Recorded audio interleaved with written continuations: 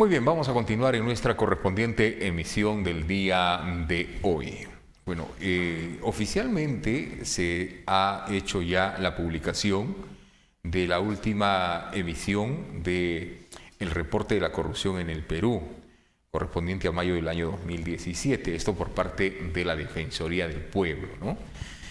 Radiografía de la corrupción en el Perú, así titula, y trae interesantes e importantes datos que lógicamente también son de interés de la opinión pública sobre este compendio y este resumen que se ha podido dar, el trabajo que se ha cumplido por parte de la Defensoría del Pueblo. El día de hoy nos acompaña en nuestros estudios el defensor o el representante del Defensor del Pueblo en Moquegua, con quien vamos a conversar justamente sobre esta última publicación que se ha dado y lógicamente para ir conociendo algunos de los detalles más trascendentes sobre lo que se publica pues en esta última edición de este reporte La corrupción en el Perú, radiografía de la corrupción en el Perú, última edición, y que trae consigo, o sea, datos estadísticos, reitero, bastante interesantes. Doctor, muy buenas noches, bienvenido al programa como siempre. Gracias, Jaime, muy buenas noches también con todos los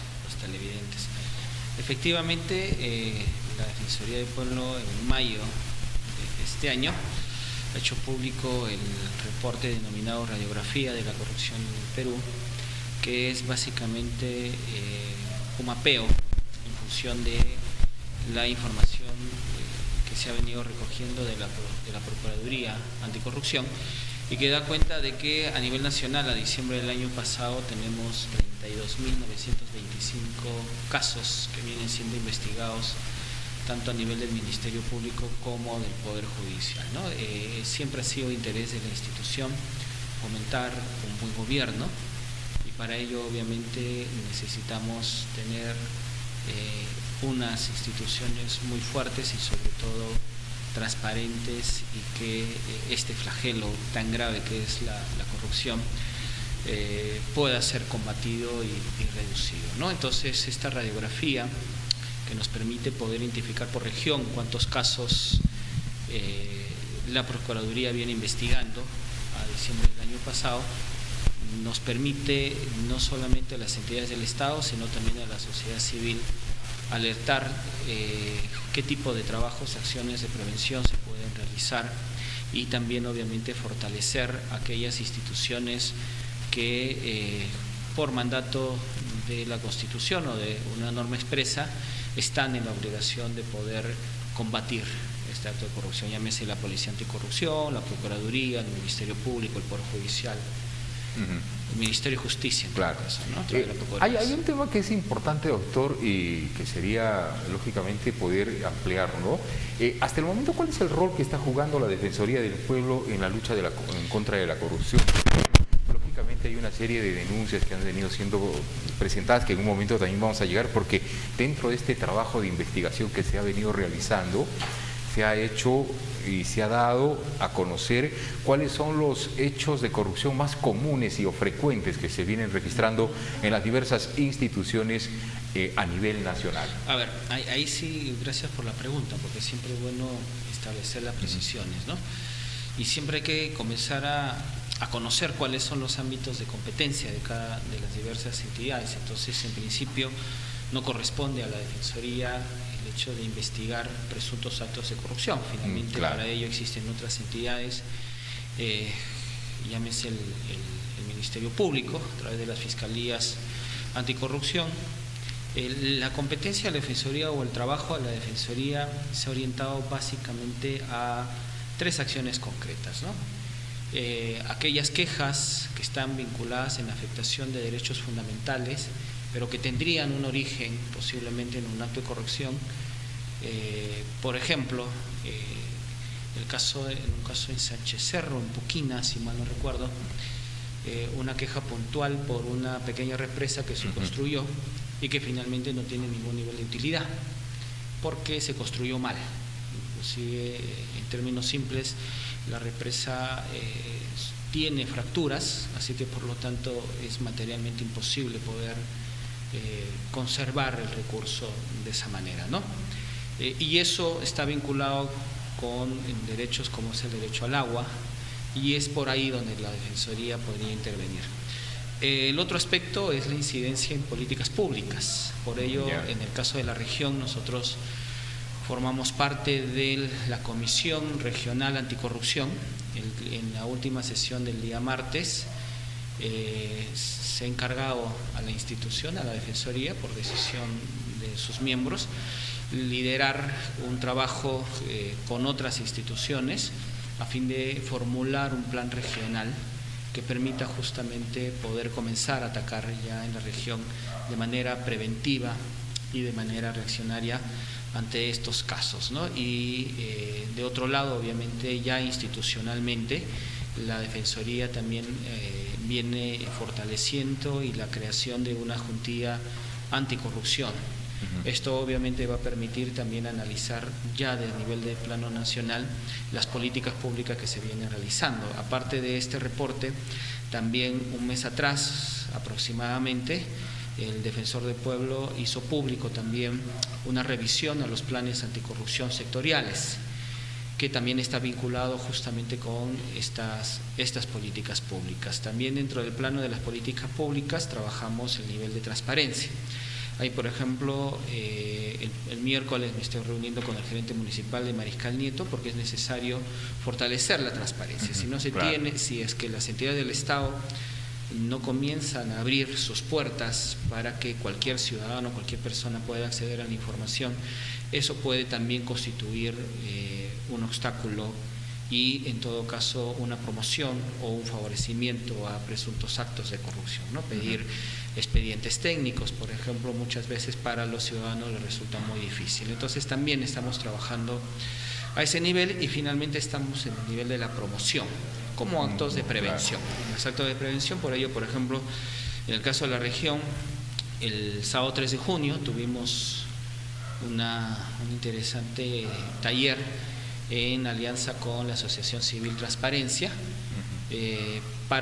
donde acudieron varios jóvenes, justamente con la idea de comenzar a trabajar con ellos lo importante que resulta la ética en la función pública, ¿no? También vamos durante el año a realizar algunas actividades vinculadas justamente al conocimiento de la sociedad civil sobre las normas de transparencia y acceso a la información pública. Hay una feria que lo vamos a realizar después de agosto, en septiembre, si mal no recuerdo, que también justamente la importancia de tener un espacio que permita al ciudadano conocer cuáles son las competencias de las diversas entidades del Estado. Y finalmente, hace pocos días también recibí la visita del jefe de la Policía Nacional en temas anticorrupción, aquí en Moquegua, con quien también hemos conversado con la posibilidad de poder realizar o participar desde la institución en las charlas que ellos organicen, pero con él también hemos quedado la posibilidad de promover en la Municipalidad de Mariscal Nieto una capacitación a sus funcionarios de mando medio para arriba, justamente abordando el tema de la prevención de la corrupción. Claro. Doctor, hay un mapa de corrupción que se ha dado que es el reflejo especialmente a lo que ha significado el 31 de diciembre del año 2016. Estos datos y estas cifras estadísticas que se dan específicamente arrojan ciertas cifras que llaman poderosamente la atención, ¿no? Sobre estos casos, evidentemente, que se registran desde Tumbes hasta el departamento de Tacna. Es todo el país. Es todo el país, ¿no? Para graficar cómo y cuáles son los casos más frecuentes. Por eso le decía la importancia que tiene este mapa, porque nos permite identificar dónde el sistema anticorrupción tiene que ponerle mayor énfasis, y en segundo lugar, qué acciones de prevención se tendrían que realizar, ¿no? Entonces, por ejemplo, el mapa nos revela que las regiones de Ancash y Junín, obviamente sin contar Lima, que es la que más casos de corrupción viene tramitando, ¿no? Son las dos regiones, después de Lima en todo caso, las que presentan mayores denuncias. Justamente, por ejemplo, bueno, este es a diciembre, ¿no? Moquegua tiene 849 casos. Sin embargo, en la última sesión del martes de la comisión, la representante del Ministerio Público nos daba cuenta que a esa fecha había 1.470 investigaciones en el Ministerio Público por estos actos de corrupción, ¿no? Entonces, este mapa nos refleja eso, nos refleja que a nivel del Estado y de las entidades que competen, como el Ministerio de Justicia, por ejemplo, en el caso de las Procuradurías Anticorrupción, la necesidad de poder fortalecer justamente estos mecanismos, y no solamente en la Procuraduría, sino también a nivel del Ministerio Público, del Poder Judicial y de la Policía Nacional, y de la Contraloría también, finalmente, que cumple también de cierta manera, en muchos de los casos, una labor preventiva, ¿no? Fortalecerlas, pero la otra también, como le decía, nos lleva también a reflexionar y a ver qué otras acciones de prevención comenzamos a tocar, a fin de que estos altos índices de denuncias puedan poco a poco reducirse. Perfecto. Bueno, lo decía esto porque hay cifras bastante escalofriantes, ¿eh? Estamos hablando de casos que evidentemente se encuentran en un proceso de investigación, y esto lo que hace, doctor, es de alguna forma también certificar de que el tema de corrupción se está convirtiendo en un flagelo de manera descentralizada. Bueno, nos atreveríamos a decir que la corrupción ya se ha institucionalizado en el país, y no solamente es en el tema de Lima, sino que, como tú mismo lo señalas, ya es un flagelo totalmente descentralizado, ¿no? No existe espacios en el país que desgraciadamente esté libre de funcionarios o servidores que finalmente terminen siendo investigados por actos de corrupción, ¿no? Inclusive en el reporte también damos cuenta, por ejemplo, que los gobiernos locales y distritales son las entidades mayormente afectadas por casos de corrupción. El 92%, por ejemplo, de alcaldes distritales, de autoridades, de gobiernos locales distritales, ¿no? Tienen investigaciones por delitos vinculados a actos de corrupción. En tercer lugar tenemos a la policía, y en cuarto al gobierno regional. Entonces, si solamente miramos esos 4 instituciones, advertimos que hay que darle una mirada muy necesaria y urgente a los gobiernos regionales y a los gobiernos locales. Ahora, dentro de todo este espectro que se da, doctor, lógicamente hay una estadística en la cual se arroja cuáles son los principales delitos de corrupción en los cuales inciden más este tipo de funcionarios. Claro, o sea, lo que también ha permitido este reporte es poder identificar cuáles son los delitos más comunes que los diversos funcionarios y servidores estarían cometiendo, ¿no? Entre ellos tenemos peculado, colusión, negociación incomputible, aprovechamiento del cargo, y finalmente malversación o la figura del cohecho tanto activo como pasivo, ¿no? Son los delitos más comunes por los cuales vienen siendo investigados. Dentro de ellos, doctor, ¿cuáles son los que tienen una mayor incidencia? Peculado. Entre peculado y colusión está más. Peculado. La figura del peculado, ¿en qué se basa específicamente, doctor? A ver, la figura del peculado es cuando un funcionario o servidor utiliza un bien, o se apropia de uno para fines personales, ¿no? Por ejemplo, utilizar una camioneta. Ya. A ver, le voy a poner el ejemplo más simple y el más cercano, ¿no? Que ha pasado con la secretaria general del Ministerio de Defensa. Que utilizó un vehículo oficial para irse a la peluquería. Entonces ahí lo que pasa es que está usando bienes del Estado para un beneficio particular. O lo que sucedía en las elecciones municipales.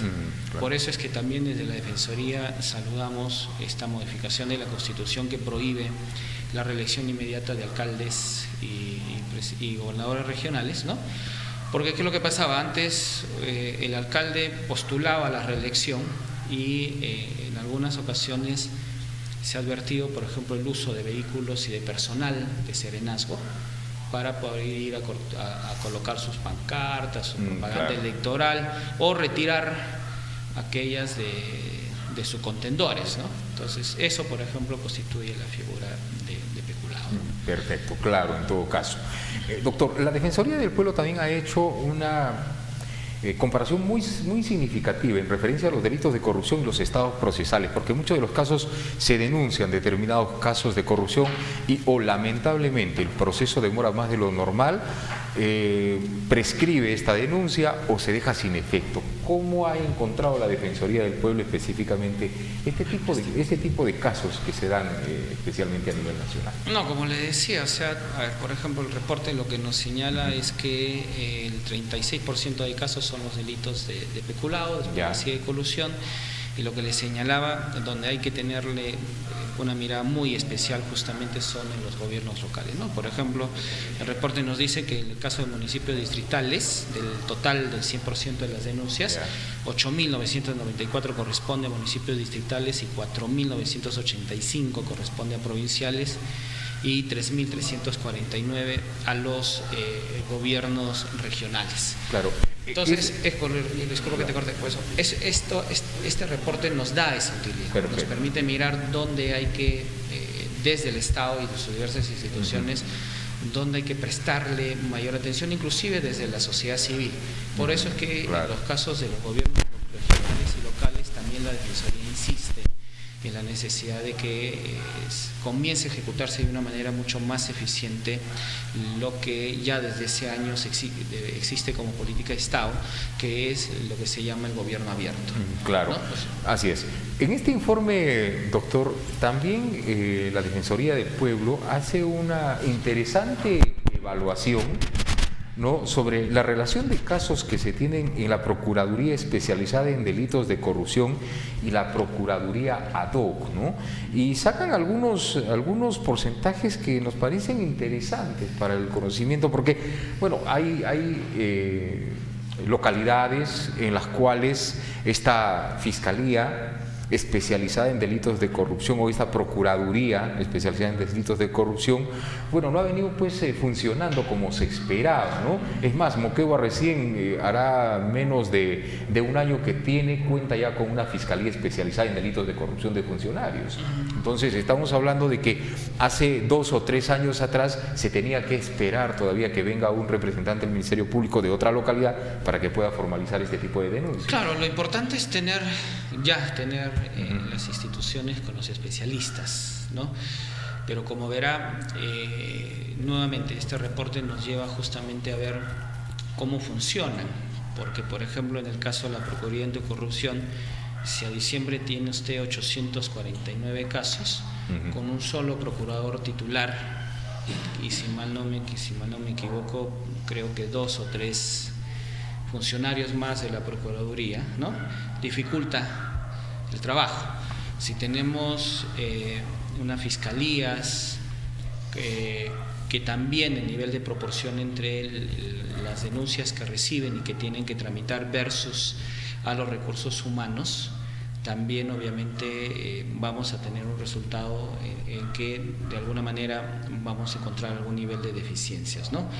Lo que sí también nos establece en este reporte justamente es el caso de Odebrecht, ¿no? Esta Fiscalía ad hoc, la Fiscalía ad hoc para este caso tiene a marzo de este año 19 casos en fase de investigación, y en realidad la Fiscalía debería darle una importancia muy especial a este caso porque implica un gran ejemplo de toda una institucionalización de la corrupción y donde desgraciadamente se viene denunciando la participación hasta de expresidentes de la República, ¿no? Claro.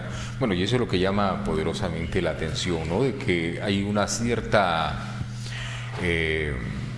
un cierto retraso, vamos a decirlo así, ¿no?, en tratar de agilizar los procesos de investigación para determinar si es que hay o no hay responsabilidades. Como bien lo ha indicado usted, doctor, hay 3 presidentes quienes han sido involucrados, ¿no?, en aparentemente actos de corrupción. Bueno, uno se encuentra, en el caso del expresidente Alejandro Toledo, se encuentra en el extranjero. El expresidente Ollanta Humala, bueno, está en una situación en la cual tiene ciertas restricciones. Bueno, el expresidente Alan García Pérez de igual forma también está en el extranjero. Bueno, pero a todo ello entendemos de que para la Defensoría del Pueblo el derecho al acceso de la información juega un papel sumamente importante, ¿no?, para poder tener la información adecuada. En realidad es muy importante. Si uno, por ejemplo, comienza a advertir y revisar el caso de la denuncia, muchos inclusive están vinculados a la ejecución de obras públicas. Entonces, es tener acceso a los expedientes técnicos, tener acceso a los cuadernos de obras, cuadernos de supervisiones, etcétera, justamente contribuye a detectar esos actos de corrupción. Lo que pasa en la región es muy preocupante, porque en realidad, por ejemplo, en el caso de la Municipalidad Mariscal Nieto, en el portal de transparencia, que ha hecho el reporte de la Defensoría, que lo hacemos de manera semestral, solamente ha cumplido dentro de los estándares a un nivel del 41%. El año pasado estuvo en el 46%, se redució básicamente 5% su nivel de cumplimiento, y a pesar que, por ejemplo, este gobierno local cuenta con un funcionario responsable de acceso, claro, todavía surge el problema de los funcionarios de las diversas áreas, oficinas del gobierno local, que no entienden que cuando se habla de acceso a la información es un tema de derecho humano, es un tema que debe priorizarse y que el plazo es muy corto. Claro. Entonces, por ejemplo, nosotros hemos tenido una entrevista hace unos días con el funcionario y tenemos algunos casos que ya hemos aperturado una queja de oficio, donde existen pedidos desde febrero del año pasado y que hasta la fecha los funcionarios que deberían brindar la información no lo hacen. Entonces, esto nos revela justamente una situación preocupante, pero también obviamente es necesario en esa medida capacitar y fortalecer las capacidades de la sociedad civil, a fin de que también comiencen a utilizar este mecanismo, ¿no? Y los apremios que las normas establecen, es decir, claro, ya sea pedir las sanciones administrativas o denunciar penalmente a los funcionarios que no cumplan con esta obligación que tienen, ¿no? Claro. Por ello le digo que reitero nuevamente que ya hemos solicitado una cita con el gerente municipal. Vamos a abordar este tema el próximo miércoles y confiamos en que efectivamente la municipalidad comience a tomar medidas correctivas en este caso.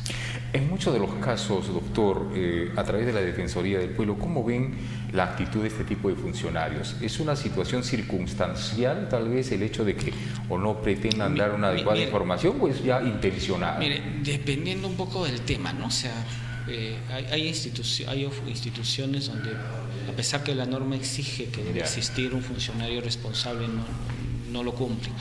Y uno de los casos aquí en la región es la UGEL de Mariscal Nieto. La persona quien tramita los casos de acceso es la responsable de relaciones públicas. Y para este tipo de casos obviamente se necesita un especialista en derecho, o la profesión en el tema de derecho, porque hay que resolver y determinar si es que la información es pública. Pero además, por ejemplo, en el caso de la Municipalidad de Mariscal Nieto, nosotros el año pasado trabajamos con el objetivo de poder justamente que los funcionarios puedan comprender la importancia de este derecho. Hemos realizado hasta 2 capacitaciones, ¿no? Pero lamentablemente a la fecha no hemos tenido el resultado que hemos esperado, y ya desde la Defensoría lo que estamos promoviendo finalmente es que el funcionario que no brinde la información, ya estamos pidiendo que la Secretaría Técnica de la Municipalidad comience a iniciar ya los procesos administrativos disciplinarios, ¿no? Sin perjuicio que obviamente se les brinde la información. Lo mismo, esta misma actitud también desde la Defensoría vamos a estar promoviendo a nivel de los otros 2 gobiernos locales, ¿no? En los casos de los gobiernos distritales también es en realidad un poco más complicado, y mucho por el nivel o la distancia, ¿no? Por el problema geográfico. Entonces, pero sí también desde la Defensoría hemos atendido quejas contra la Municipalidad de Carumas, por ejemplo, con la Municipalidad de Cochumbaya, por la demora injustificada, que es la principal razón de quejas en la institución aquí en Moquegua, que es justamente por la demora en la entrega de la información. Hay casos inclusive en los cuales a ciudadanos se les ha informado que la documentación que han pedido se les ha perdido, pero obviamente ahí la norma lo que obliga a la entidad es hacer el trámite para la reconstitución. O sea, entonces no solamente puede decirle, oye, bueno, se perdió el documento y no te lo puedo dar, no. Aparte de establecer obviamente la responsabilidad de la persona que debió haber custodiado el documento, tiene que reconstituir ese documento y entregársela al funcionario. Claro. Ahora, doctor, dentro de la actual política de planificación anticorrupción del Estado, ¿este está acorde con el trabajo que se está desarrollando a través de la Defensoría del Pueblo? ¿En qué sentido? En el aspecto operativo, en el aspecto tal vez de celeridad en los procedimientos de investigación. Los planes sectoriales, es que lo que pasa es que las normas vinculadas con ese tema establece que cada ministerio pueda contar con un plan anticorrupción. Entonces, un primer trabajo antes del reporte da cuenta justamente de la verificación que se ha hecho a nivel de Lima respecto a la obligación que tienen los sectores de poder generar este plan. ¿Cuáles son los resultados? Por ejemplo, acá se señala que la mayoría de diagnósticos no describen la problemática de corrupción del sector. Y eso es muy grave, porque si yo no sé cuál es la problemática, no voy a actuar de manera eficiente y eficaz al momento de tomar decisiones para combatir justamente los actos de corrupción. En otro aspecto también verificamos que para la elaboración del plan de corrupción no fue participativo. O sea, en otras palabras, y en realidad de la Defensoría consideramos que sí es importante, porque para trabajar el tema anticorrupción no se trata de emitir solamente un dispositivo, se trata que todos en el sector puedan entender la importancia de trabajar ello. O sea, en otras palabras, por ejemplo, si a mi oficina me correspondería hacer el plan, yo necesito reunirme con todo el personal para que con ellos poder trabajar, porque es necesario involucrar a todos y a todas. Cada sector trae su propia problemática. Cada sector debería haber hecho un trabajo de esa naturaleza. Lamentablemente lo que se ha verificado es que la mayoría no hay, ¿no? O sea, no ha habido un nivel de participación, ¿no? Entonces, también, por ejemplo, hay indicadores que se han señalado en el plan, pero estos indicadores no permiten evaluar los resultados de las acciones ni de la implementación del plan sectorial, y tampoco son comparables con otros sectores. O sea, en otras palabras, un trabajo un poco aislado en ese sentido, ¿no? Entonces, si es que desde el ministerio no tenemos un buen plan, difícilmente, obviamente, las entidades que dependen de ese sector van a tener la posibilidad de comprometerse con este plan y poder cumplirlo. Claro. Bueno, el compromiso en todo caso es interinstitucional, lo debemos entender así. En realidad la corrupción se tiene que trabajar de esa manera, no existe en realidad otra forma. Si bien es cierto, cada institución evidentemente tiene un nivel de competencia específica de acuerdo a su propia normativa, pero para el trabajo, por ejemplo, de prevención, porque los planes sectoriales de anticorrupción tienen que orientarse a esa línea, tiene que también ser un trabajo coordinado, ¿no? Claro. Ahora, doctor, las propuestas que han sido presentadas en su momento por la Defensoría del Pueblo en la lucha contra la corrupción, entendemos que también han generado algunas propuestas para fortalecer la integridad de la lucha, incluso desde el nivel del Poder Ejecutivo. ¿Qué se está promoviendo? Finalmente un proyecto de ley respecto a la información que debe darse estos proyectos o estas inversiones o decisiones a través de las APP, o sea, las asociaciones públicas privadas, ¿no? Porque consideramos que es importante y un derecho del ciudadano conocer, obviamente, cómo se están haciendo estos convenios, cómo se están haciendo estos proyectos, y además porque es algo que este gobierno viene impulsando. O sea, viene pidiéndoles a los gobiernos regionales y locales la ejecución de proyectos a través de esta modalidad. Como ejemplo, el caso de lo que iba a construirse en Chinchero, ¿no? Exacto. El otro tema, obviamente, es que a través de una norma también se puede ya de una vez establecer las sanciones por el incumplimiento de acceso a la información pública, ¿no? Una norma que también permita proteger a las personas denunciantes y eso sí hay que saludarlo, porque si mal no me equivoco, hace un par de meses más o menos se aprobó el decreto supremo que establece obviamente la protección a las personas que denuncian, ¿no? Y también una norma que establezca cómo se debe designar, nombrar y cesar a los asesores del presidente de la República.